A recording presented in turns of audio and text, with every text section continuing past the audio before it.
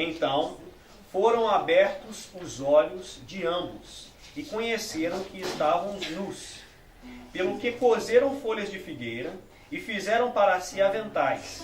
E ouvindo a voz do Senhor Deus, que passeava no jardim à tardinha, esconderam-se o homem e sua mulher da presença do Senhor Deus, entre as árvores do jardim. Mas achou o Senhor Deus ao homem e perguntou-lhe: onde estás? Respondeu-lhe o homem: ouvi a tua voz no jardim e tive medo, porque estava nu e escondi-me. Deus perguntou-lhe mais: quem te mostrou que estavas nu? Comeste da árvore de que te ordenei que não comesse? Ao que respondeu o homem: a mulher que me deste por companheira deu-me da árvore e eu comi. Perguntou o Senhor Deus à mulher: que é isso que fizeste? Respondeu a mulher: a serpente enganou-me e eu comi. Então o Senhor Deus disse à serpente: por quanto fizeste isso, maldita serás tu dentre todos os animais domésticos e dentre todos os animais do campo. E sobre o teu ventre andarás, e do pó comerás, e todos os dias da tua vida. Do pó comerás todos os dias da tua vida. Porém, inimizade entre ti e a mulher, e entre a tua descendência e a sua descendência. Este te ferirá a cabeça, e tu lhe ferirás o calcanhar. E a mulher disse: multiplicarei grandemente a sua dor, a dor da sua concepção. Em dor darás à luz a filhos, e o teu desejo será para o teu marido, e ele te dominará. E ao homem disse: porquanto deste ouvidos à voz da tua mulher, e comeste da árvore de que te ordenei, dizendo: não comerás dela, maldita é a terra por tua causa, em fadiga comerás dela todos os dias da tua vida. Ela te produzirá espinhos e abrolhos, e comerás das ervas do campo. Do suor do teu rosto comerás o teu pão, até que tornes a terra, porque dela foste tomado, porquanto és pó, e ao pó tornarás. Amém? Amém. Então pode sentar. Vamos lá. Primeiro vamos no contexto dessa mensagem aqui, que vai ser também sem violão, sem conversa. Tá? Olha só, qual que é o contexto dessa mensagem? Deus cria a terra perfeita para o homem habitar nela, ok? Deus cria a terra perfeita para o homem habitar, entrega ali para Adão. Entrega Adão para o jardim e diz: olha, cuide do jardim. Deus deu para o trabalho para Adão. O trabalho de Adão era cuidar do jardim. Depois disso, Deus viu que Adão estava lá sozinho. Disse: olha, não é bom que o homem esteja só. Resumindo a mensagem passada. Tá? Então não é a vontade de Deus que o homem viva sozinho. Deus não fez nem homem e nem mulher para viver solteiro o resto da vida sozinho. Nenhum de nós foi feito para viver solteiro. Ah, não, tem uma pessoa ali que escolheu viver solteira. Ok, ela escolheu viver solteira. Mas Deus não fez ser humano para ficar sozinho.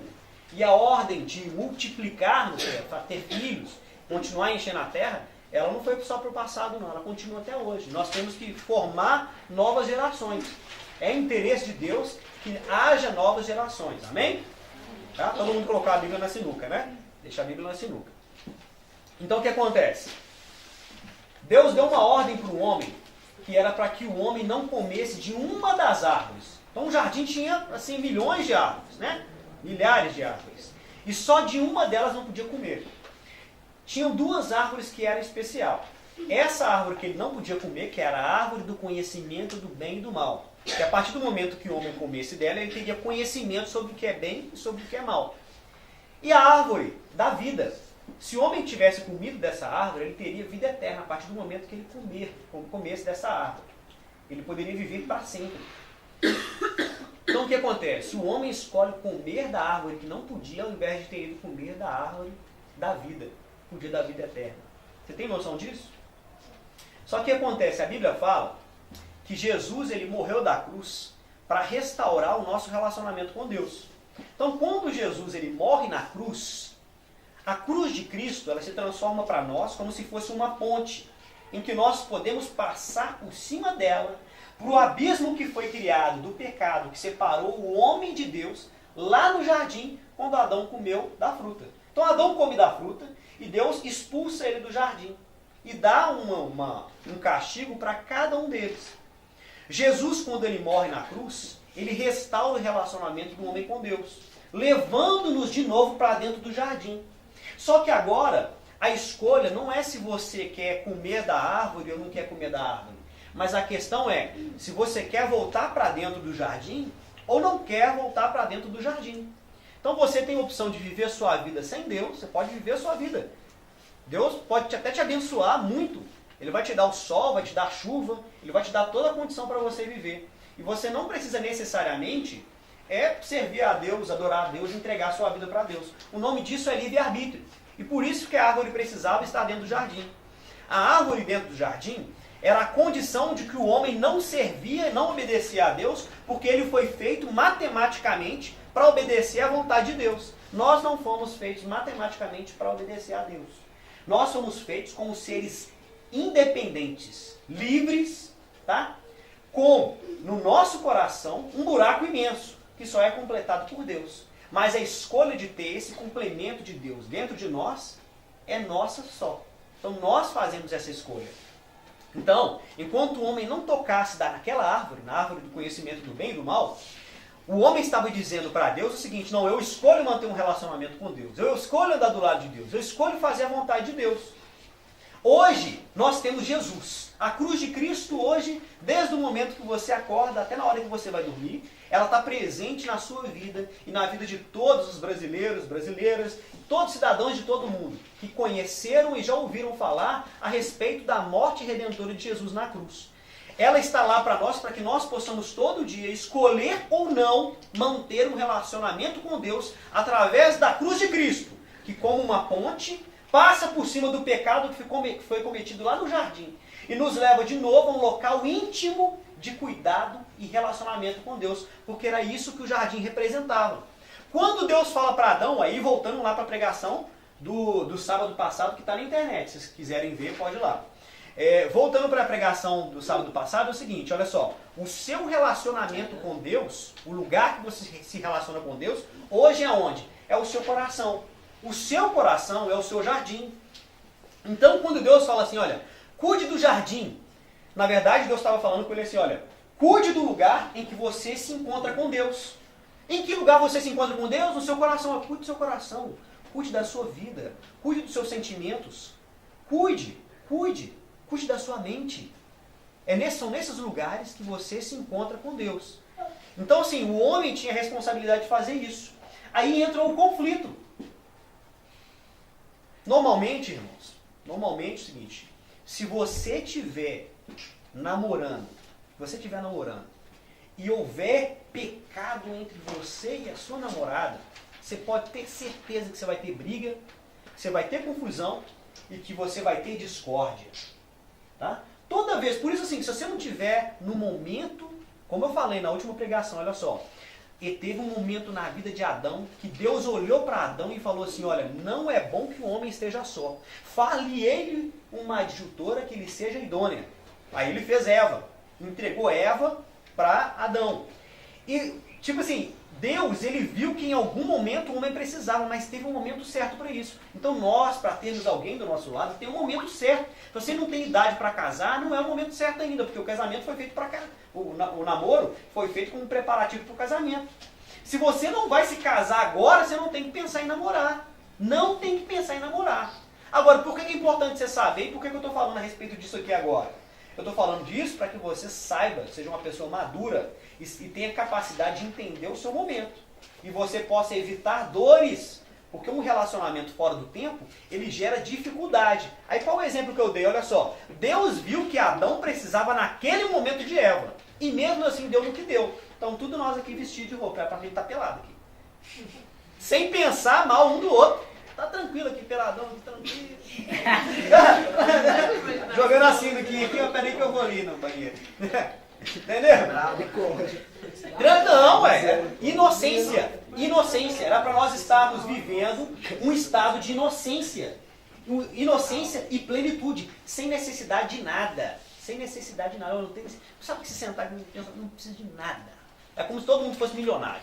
Eu não preciso de nada, não preciso de nada. Eu tenho tudo que eu quero. Entendeu? Tem tudo que eu quero. É para todo mundo aqui ser assim, mas não é. Você precisa de um monte de coisa, eu preciso mais ainda do que vocês precisam. Entendeu? Nós precisamos de um monte de coisa. Mas era para a gente estar num estado assim de satisfação completa. Completa. Sem necessidade de nada. Ter um relacionamento aqui assim, face a face com Deus. Face a face com Deus. Olha a dificuldade que a gente escutar a voz de Deus. Mesmo quando Deus fala, a gente não consegue entender. A Deus está falando toda hora, não consegue entender. Então, eu falei aqui de relacionamentos, não está na hora, não está na hora, não está na hora. E tem gente ainda que está pensando, ai, aquela menina, olha, gente, pelo amor de Deus, velho. Pelo amor de Deus, você não entendeu a mensagem, não? Mas Deus está falando com você não entende, velho. É ou não é, Wallace? Então o que acontece? Então o que acontece, gente? Olha só. Prestem atenção no seu momento. Sabe entender, olha só. Deus quer que você se prepare agora para ser alguém melhor para o mundo. Para ser alguém melhor para a sua família. Então isso envolve o quê? O seu estudo, o seu trabalho, a sua formação. Então ter alguém fora do tempo pode te prejudicar. Então Deus olhou para Adão e disse, ó, não é bom que Adão esteja só. Está no momento dele agora de ter alguém do seu lado. Então olha só, vou fazer uma mulher para ele aqui, ó. Vem cá. Deus desenhou ela assim, ó. Deus desenhando ela com argila. Peraí, o cabelinho dela aqui assim, ó. Tem que ser abaixo do ombro, pelo menos. Abaixo do ombro. Então assim, Deus desenhou Eva para Adão assim, Adão vai gostar. Adão vai gostar. E aí por fim entregou, né? Quando Adão viu, acho que Adão ficou até sem fôlego assim, ó. É tipo você vendo a sua esposa descendo assim na... Eu quando vi a Verônica descendo assim no casamento, rapaz, não aguentei não. Comecei a chorar assim, que isso? Eu falei, foi a cena mais bonita que eu vi na minha vida, foi ver a Verônica, a minha esposa, descendo assim na igreja, vestida de noiva. Silêncio, gente. Vestida de noiva. A cena mais bonita que um homem pode guardar no coração, na memória, é a esposa dele descendo assim para encontrar com ele no altar. É lindo, cara. É lindo.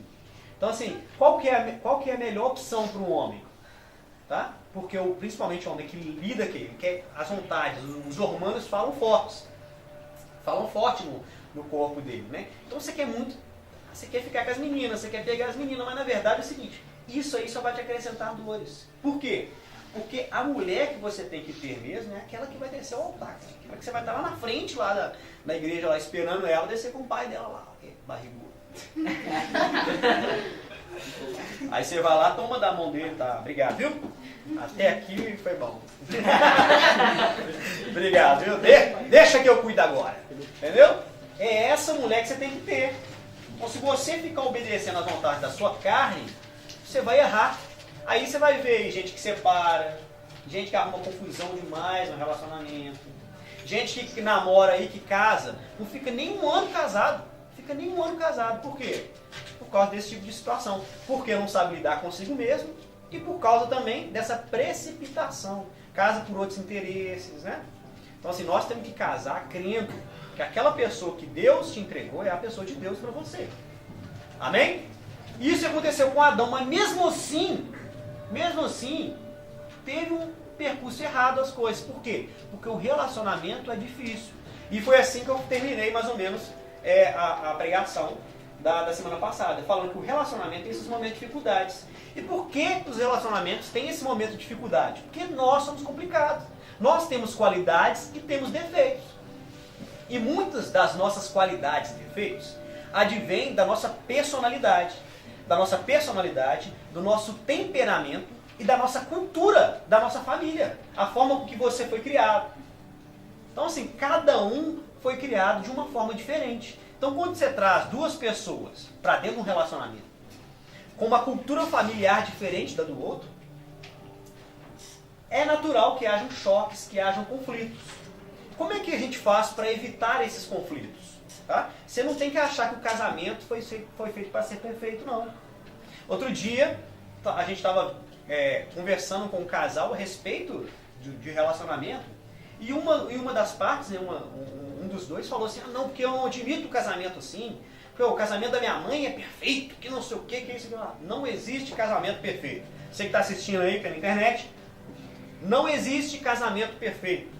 Tá? Primeiro porque você mesmo é perfeito. Então se você fosse perfeito, talvez poderia haver uma possibilidade de haver um casamento perfeito. Mas o único que é perfeito é Deus. Olha só, o nosso relacionamento com Deus é perfeito? Não, o nosso relacionamento com Deus não é perfeito. Por quê? Porque uma das partes não é perfeita. Só Deus é perfeito. Então, na medida em que nós nos relacionamos com Deus, Ele é perfeito em nos tratar. Ele é perfeito em nos abençoar. Mas nós somos falhos em tratar com Deus. Então, nós fazemos o nosso próprio relacionamento com Deus um relacionamento de imperfeição. Por quê? Porque nós somos falhos. Então, para ter um relacionamento abençoado, para ter um casamento abençoado, você tem que contar com a possibilidade das coisas darem errado. Haverá conflitos, haverá dificuldades, haverá desentendimentos. Mas a questão não é o problema. Na verdade, tudo na vida não é o problema. O problema não é o problema. O problema é a relação que você mantém com o problema. Olha aqui, minha mulher fala demais. Ok, não tem problema nenhum ela falar demais. O problema é, o que você vai fazer com isso? Vai ficar mandando ela calar a boca? Você vai ficar recriminando ela? Não, você tem que se adaptar à situação da sua esposa. Você tem que se adaptar a ela. E ela tem que se adaptar a você. Não, a minha esposa é assim. Não, meu marido é assim. Meu marido é devagar demais. Ok, mas você vai largar ele porque ele é devagar demais? Não, meu marido é um pouquinho preguiçoso. Não, você vai largar ele porque ele é preguiçoso? Quando você casou com ele, você já sabia que ele era assim. O relacionamento, gente, é um acordo. Silêncio. O relacionamento, ele é um acordo. Ele é um acordo entre duas partes. E olha só, quando você tem esse tempo do namoro, que é justamente para você conhecer a pessoa, para saber como é que vai ser o casamento, é justamente para você sondar quais são as dificuldades e quais são as possibilidades desse relacionamento. Você vai ter dificuldades. Não, ele é assim, ele é assim, ele é assim. Ela é assim, ele é assim, ele é assim. Então, quando a gente casar, não vai ser diferente disso. Agora, é uma traição você abrir mão de um relacionamento por causa de dificuldades inerentes ao outro.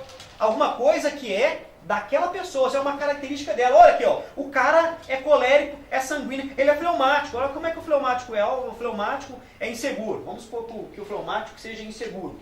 E eu estou casando com um cara, você no caso da menina, né? Está casando com um cara que você sabe que ele é fleumático. Ok, ele é inseguro. Aí você vai terminar, eu vou separar dele porque ele é muito seguro. Que é isso, gente? Você já assumiu o relacionamento sabendo que a pessoa era assim. Você não pode deixar, isso é uma traição. Uma traição no sentido de uma quebra de contrato. É aquele amigo traíra. Sabe aquele amigo traíra? Sabe que você é desse jeito? Alisson, você sabe que o Alisson é um fanfarrãozinho. Não, eu vou deixar de andar com o Alisson porque ele é muito fanfarrão. Não, ele é meu amigo por causa disso aí. Você tem que ser amigo por... sabe aquele amigo que você sabe que ele é cheio de defeito, mas você é amigo dele? Porque isso é uma escolha. Você fez a escolha. Não, eu gosto desse cara do jeito que ele é. E Deus é assim. Agora, Paulo falou o seguinte, olha só. Paulo falou assim, olha, eu bem quisera que vocês não passassem por essa dificuldade do relacionamento. Tem um texto que Paulo fala a respeito disso. Por que Paulo está falando aquilo? É porque ele falou assim, olha, eu vos aconselho que não... Ele fala assim, agora falo eu mesmo. Paulo, ele tira uma parte do texto para falar assim, agora eu mesmo estou falando, não é o Espírito Santo não. Eu mesmo estou falando. Eu queria que você não se casasse, para vocês evitarem as dificuldades do casamento. O texto não fala exatamente desse jeito, mas o que ele está querendo dizer é isso. Agora, ele não fala por que ele está falando isso. Na verdade, Paulo está explicando, Paulo está falando aquilo ali porque é o seguinte, quando você casa com outra pessoa, você casa com outra pessoa totalmente diferente de você, mesmo que seja assim, mesmo que ela tenha o mesmo temperamento que você, ela vai ter o quê? A cultura diferente da sua, a criação diferente. Então ela pode ter opiniões diferentes da sua. Mas você vai agradar uma pessoa, olha só, dentro de um relacionamento, mesmo que seja um namoro, você tem que agradar uma pessoa, tá? Que ela só percebe se você está agradando ela ou não, se você agrada ela da exata maneira que ela acha que tem que ser agradada. Para você agradar a Deus, não. Você agrada a Deus da forma que você acha que tem que agradar a Deus. Quando Paulo fala isso, é o seguinte, a dificuldade do relacionamento, e quem dedica a sua vida para Deus não vive essa dificuldade porque Deus só olha a sinceridade do nosso coração. Você quer agradar a Deus? Ok, seja sincero. Faça as coisas para Deus aqui com a maior sinceridade. Olha só, esse púlpito aqui, esse púlpito é da igreja. O nosso pastor, eu sei que é um pastor zeloso com as coisas de Deus. Tá? Se você pegar esse púlpito aqui para carregar, tá vendo aqui que ele é colado? Talvez nós fizemos até errado. Se você pegar isso aqui para carregar assim, ó, pegando só por aqui, você corre o risco de, com o tempo, ou mesmo se bater alguma coisa na parte de baixo e segurar, descolar essa parte do púlpito aqui, ó, e inutilizá-lo. Se o pastor ele pensa dessa forma, ele é um cara muito zeloso, e ele vê você fazendo isso, ele vem e vai te repreender. Não, olha, irmão, pelo amor de Deus, pelo amor de Deus, não pega no púlpito da igreja desse jeito não, rapaz. Você vai estragar o negócio, você vai estragar o púlpito, ele vai te chamar a atenção. Só que no seu coração você está falando assim, ó, que gostoso, né, ajudar as coisas aqui na igreja, não? É bom demais ajudar. Oh, que prazer que eu tenho de te ajudar aqui na igreja, de fazer as coisas, não, é uma bênção. Aí, ó, olha, até enche d'água. Então o que acontece? Você fez um coração mais aberto. Deus olhou isso, mas o homem não olha isso. O homem você tem que agradar do jeito que ele acha que você tem que ser agradado. E essa é a dificuldade nos relacionamentos. Por quê? Como cada um tem um temperamento, nós fizemos um teste aqui de temperamento, cada um aqui que está aqui nesse recinto sabe qual é o seu temperamento. Né? Então, como você tem um temperamento, tem uma forma de ver o mundo, e a pessoa, o outro, tem uma outra forma, pode ser que você não agrade ela da forma que você está pensando e fazendo, entendeu? Então, isso gera conflito. Sem falar nos próprios defeitos que você já tem. Eu estou falando de uma coisa boa, tá? Você está ajudando, olha só. Qual pastor que não queria que alguém viesse aqui e ajudasse sempre a organizar as coisas? Todo mundo gostaria. Mas as pessoas têm um ponto de vista diferente do nosso. E isso é o grande problema. Tá? Estou te falando de uma coisa assim, só de ação sincera. Agora, imagina de ação direta. Ação, por exemplo, eu tenho o meu jeito. Ah, não, eu sou sistemático. Igual o fleumático, né? O fleumático falou que ele é sistemático. Tem que ser do jeitinho dele, nos mínimos detalhes. Aí você casa com uma mulher, por exemplo, que ela é mais tranquila, mais largada, não liga tanto. Ah, não, vai arrumar a casa, não liga tanto da casa ficar suja uma semana. Não liga. O fleumático não. O fleumático é tipo assim, talvez ele é aquele cara que gosta tudo no lugarzinho que ele colocou lá, arrumadinho, no lugarzinho que ele colocou. Se estiver fora do lugar, pode ser que ele ache ruim. Aí o cara desse caso com uma mulher que é mais solta, mais tranquila, essas coisas começam a fazer o quê? Ter dificuldade no relacionamento. E aí, por exemplo, o fleumático, ele pode ficar calado, segurar, não falar nada a respeito daquilo. Passar por aquela dificuldade e ficar caladinho. Só que ele tá com a raivinha ali guardada no coração. Quando ele explodir, pronto. Aí a casa cai. A casa caiu para todo mundo. Aí a esposa fica desorientada, não sabe o que faz. E ela não sabia, porque ele não fala muito, ele não fala muito o que ele está pensando, ela não sabia que esse tempo todo ele estava achando ruim com ela de várias coisas que ela fez ou praticou. Esse é o problema dos relacionamentos. Então, olha só. Um pensador muito importante, talvez vocês devem ter ouvido falar a respeito dele na escola, quem estuda filosofia, era Sócrates. Sócrates. E ele tinha uma metodologia para ensinar as pessoas a serem sábias. E essa metodologia dele era chamada de maêutica. O que é a maêutica? Você pode falar. O que era a maêutica? A maêutica era o seguinte, olha só. A maêutica era um método de Sócrates de sair te perguntando, mas olha, o que é a vida? O que é a vida? Não, mas o que é a vida para você? Aí ele vai te perguntando mais coisas, mas você gosta de viver a vida? De que forma que você vive a vida? Ele vai te perguntando. Então você cria um problema e ele vai gerando perguntas atrás de perguntas. Até que você, por fim, responda todas. Aí ele vai dizer, não era isso. Não era simplesmente isso. É uma forma meio sarcástica de chegar ao conhecimento. Então, assim, na verdade, ele acreditava que a verdade já estaria nas pessoas. Aí, por meio desse método, ele faria uma série de perguntas que, por fim, você chegava à conclusão de que você já sabia aquilo. Então, o que é isso? Isso aí, a gente pode fazer uma analogia ao fato de conhecer a si mesmo. E aí, uma vez, perguntaram para Sócrates o seguinte, olha Sócrates, o que é a sabedoria? O que é ser sábio? Aí Sócrates respondeu o seguinte, olha, ser sábio é conhecer a si mesmo. Então, Deus também quer que nós sejamos sábios. Então, para ser sábio, nós temos que conhecer a nós mesmos. Por quê? Olha só, mesmo que você seja uma pessoa muito brava, muito irritada, a pessoa que conhece a si mesma, eu também sou. Eu sei que eu sou bravo, eu sei que aquela pessoa é muito brava. eu sem conhecer tanto aquela pessoa, eu posso fazer o seguinte, para eu lidar bem com ela, assim, olha, eu vou lidar só comigo mesmo, eu não vou ser bravo com essa pessoa. Ó, essa pessoa fez uma coisa errada, não, eu vou ser calmo com ela, eu sei que ela fez errado, eu não vou falar nada agora não.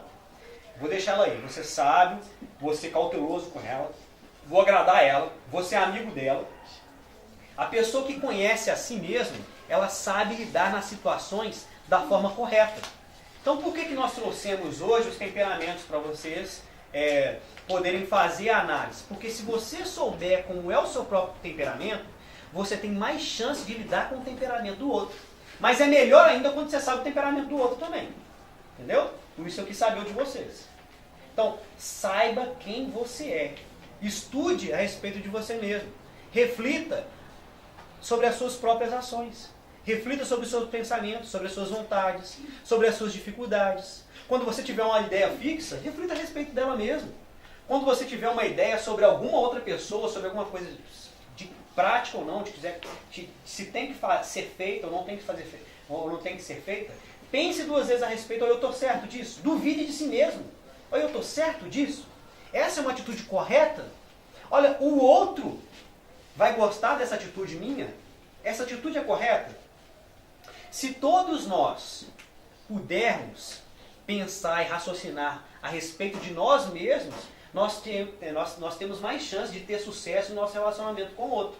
Isso aí inclui, por exemplo, sua mãe, seu pai, seus irmãos, na sua casa, no seu trabalho, na escola. Você tem mais chance. Agora, outra é se colocar no lugar. Eu estou na escola, eu tenho que obedecer ao professor? Lógico que você tem que obedecer ao professor. Ah, o professor é uma topeira, um chato, um enjoado, um arrogante. Eu tenho que obedecer ao professor? Tenho que obedecer. Mesmo ele sendo isso tudo. Mesmo se for o caso de ser. Né? Se for o caso de ser. Eu já fui aluno também. Eu sei que tem professor que é mala. Tá? Mas como aluno, o aluno tem que obedecer ao professor. O aluno tem que se colocar. O professor é uma autoridade. A gente tem que saber reconhecer a autoridade. E isso é coisa de educação. Amém? Então olha só. Você vai arrumar um namorado? Vai arrumar uma namorada? Ok. Quando tiver no tempo certo. Antes de arrumar um namorado ou namorada, o que tem que fazer? Cuidar do seu próprio jardim. O que é cuidar do jardim? Cuidar do seu coração. Além disso, o que é cuidar do jardim? Cuidar de si mesmo. Cuidar do seu estudo, cuidar do seu trabalho. Tá? Você não pode deixar que outra pessoa te impeça de viver no seu jardim da forma que você tem que viver. Então o homem, Deus fez um homem para viver no jardim de forma plena em intimidade com Deus. Então se alguma coisa vem na sua vida para tirar a sua intimidade com Deus, o que você tem que fazer? Tirar fora. Então, olha só, vamos supor que você é Adão ou é Eva. Deus te colocou sozinho no jardim agora, tá? Você está no jardim, tá? A ponte é Cristo, você entrou no jardim, num relacionamento com Deus. Apareceu uma Eva lá toda descabelada, doida para namorar com você, o que você vai fazer com ela? Não é o seu tempo ainda, você já sabe que não é o seu tempo ainda. O que você vai fazer? Vai virar a Eva assim de costa, ou Adão, vai virar assim de costa. Pedir assim, ó, dá uma baixadinha assim. Aí você vai dar uma bica nela. Pá! Chuta! Já viu aquela música assim, ó, chuta que é laço? Então, você vai sentar o pé. Por quê?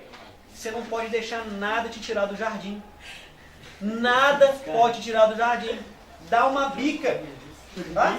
Dá uma bica. O pessoal fala assim, ó. Bicudo, né? Dá um bicudo. Tá? Por quê? Por quê? Porque o seu relacionamento com Deus e a sua formação pessoal é muito mais importante do que um relacionamento efêmero. Por quê? Porque os relacionamentos... O que é efemeridade? Efemeridade é a coisa que passa rápido. Deus não fez o homem e a mulher para relacionamentos efêmeros. Ah, eu vou ficar. Coisa de um dia, coisa de uma semana, coisa de um mês. Deus não fez você, não fez a mim, não fez ninguém que está aqui dentro, nem que está nos assistindo, para relacionamentos efêmeros. Deus nos fez para relacionamentos duradouros. E relacionamentos duradouros envolvem o casamento. Se o cara não tem condição de casar com você, não está pensando em casar com você, cara, não namora com esse cara. Não namora, não tem nem que pensar. Você não tem nem que pensar a respeito disso. Você não tem que pensar, não tem que raciocinar, tá? Então não tem idade para casar? Segura a onda, senão você vai levar uma bica. Entendeu? É isso, tá? Além disso, chegou a época de namorar, ok. É por causa de algum conflito que você vai largar a pessoa? Não, não é por causa de conflito que você vai largar a pessoa. Todo relacionamento tem conflito. Todo relacionamento, você que está me assistindo, todo relacionamento tem conflito. Você vai ter problemas nos relacionamentos. Olha só, o que é o casamento? O casamento nada mais é que a formação de uma família. O que a Bíblia fala do homem e da mulher? Assim, olha, o homem e a mulher, eles se unirão e serão uma só carne. Olha só, o irmão com o irmão é uma só carne? Pode falar que é um só sangue, né? Eles têm o mesmo sangue de família. Mas ainda não é uma só carne.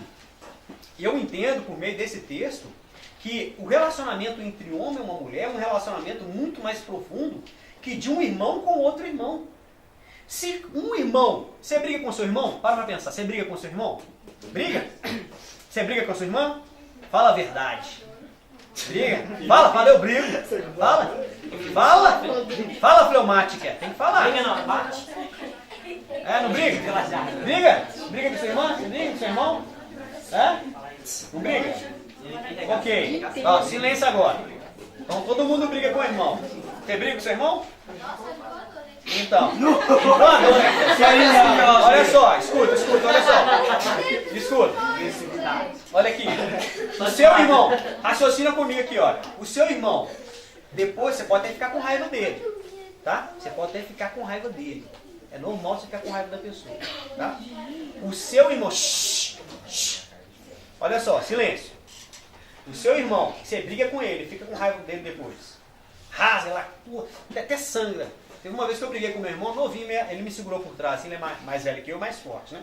Me segurou por trás aqui, eu não conseguia sair. Aí eu falei assim, só tem um jeito. Pau do nariz, sangue jorrando na hora. Aí eu, corri pra dentro da minha casa. O que acontece? Você brigou com seu irmão, ficou com raiva, já fiquei sem conversar com meu irmão há mais de anos. Tem uma época que eu fiquei 2 anos sem conversar com ele. Lá em casa a gente era bruto. Olha só, você deixa de ser irmão dele? Não? E você é uma só carne com ele? Não, né? Agora eu fico perguntando por que esse pessoal que casa separa quando briga, né? Se a Bíblia fala que eles são uma só carne. E crente ainda. Tem até pastor que separa. Os fanfarrão. Os pastores estão precisando tomar umas na bunda. Hein? Por que separa? Por que separa, velho? A Bíblia fala que é uma só carne. Quando a gente briga com o irmão, mais que você fica com raiva, você volta. Ei, meu irmão, eu te amo. Né? Eu te amo, não vivo sem você. Morre de saudade. Mas quando é casado, não. Quando é casado, não. É diferente. Que diferente? O que, rapaz? Diferente. É mais forte. É mais profundo. A Bíblia só fala isso de uma só carne com o homem e a mulher. É profundo isso. Então, quando você tem um relacionamento que você sabe que é de Deus, que foi Deus que te deu, pode estar o mais ruim que for, você tem que ir até o final, até que a morte o separe. É profundo isso. Então, por isso que você não tem que ficar entregando a sua vida para pessoas que não vão honrar o compromisso de estar com você até o último dia. E quando você encontra a pessoa que vai com você até o último dia? No momento certo que Deus escolheu para você. Então Deus vai ter o momento certo. Não se precipite. Não, eu estou com vontade, meu corpo está falando que eu tenho que namorar. Não, os meus amigos da escola todos estão namorando, todos estão pegando as meninas. Eles falam que eu tenho que namorar. Não é isso que diz que você tem que ter alguém do seu lado, não. Não é imposição social, não é o que seus amigos acham. Não, esse cara não pega ninguém. Não, aquela menina ali não fica com menino nenhum, não. É menina boba de igreja. Não tem nada disso. Quem sabe o tempo certo para você é Deus. Então o que você tem que fazer? Você tem que ter uma vida de oração. Olha só, gente, não adianta você vir aqui na igreja no sábado, no domingo, se você não tem uma vida de oração com Deus. Você precisa orar para que Deus te mostre o momento certo. Deus quer abençoar, Deus quer que você seja um jovem próspero. E como é que você vai descobrir isso num relacionamento com Deus? Orando e lendo a Bíblia. Então, ore e leia a Bíblia. Ore e leia a Bíblia todo dia. Separe um tempo para ter um tempo de intimidade com Deus. Um tempo só você e Deus. Ore e lê a Bíblia. Porque você orando e lê a Bíblia, você vai ter um relacionamento ativo com Deus. Quando você tem um relacionamento ativo com... Olha, já passou muito tempo sem conversar com alguém? Uhum. Ou fica longe? Ah, a pessoa some. Aí de uma hora para outra você começa a conversar com a pessoa. Não é muito mais legal quando você tem mais intimidade, você vai tendo mais tempo? Olha só, quando os nossos pais tiram tempo para conversar com a gente. Às vezes, seu pai nunca tirou um tempo para conversar com você. Às vezes nunca tirou um final de semana ou fez uma viagem com você por muito tempo. Mas se um dia ele faz isso, você percebe o quê? Que aquele tempo que vocês tiveram ali sozinhos, dedicando um ao outro, é um tempo em que você aproveita mais aquele relacionamento. E ele fica muito mais gostoso, não é? E você entende muito mais como é que aquela pessoa é. Assim é quando você tem um relacionamento com Deus através da leitura da Bíblia e da oração. Então faça isso. Ore, leia a Bíblia. E aí você vai ter essa intimidade e por fim você vai entender melhor qual é o seu tempo. Se o seu tempo é de começar a ter alguém do seu lado ou não ter alguém do seu lado. Agora, se você acha que não, aquele cara ali é o cara com quem eu vou casar, ok. Mas será que é o momento de vocês começarem a namorar? Porque às vezes se você começa a namorar agora, você perde a oportunidade de ter essa pessoa como seu marido lá na frente. Como a sua esposa lá na frente. Por quê? Porque vocês não estão maduros o suficiente para assumir o relacionamento. Então é o seguinte, se você acredita que é essa pessoa que é para ser e não está no tempo, espera. Espera. Vem na gente, ó, tem eu, tem a Jéssica, tem a Verônica, tem os líderes aqui da igreja, peçam conselho e espera o momento certo. Tá? Porque é melhor esperar para sofrer menos. Para sofrer menos. Por quê? Dificuldade sempre vai ter no relacionamento. Mas a certeza de ter a pessoa que Deus colocou do nosso lado é uma coisa maravilhosa, uma coisa linda. E Deus quer isso para a sua vida. Deus quer para nossas vidas, para todos nós. Amém?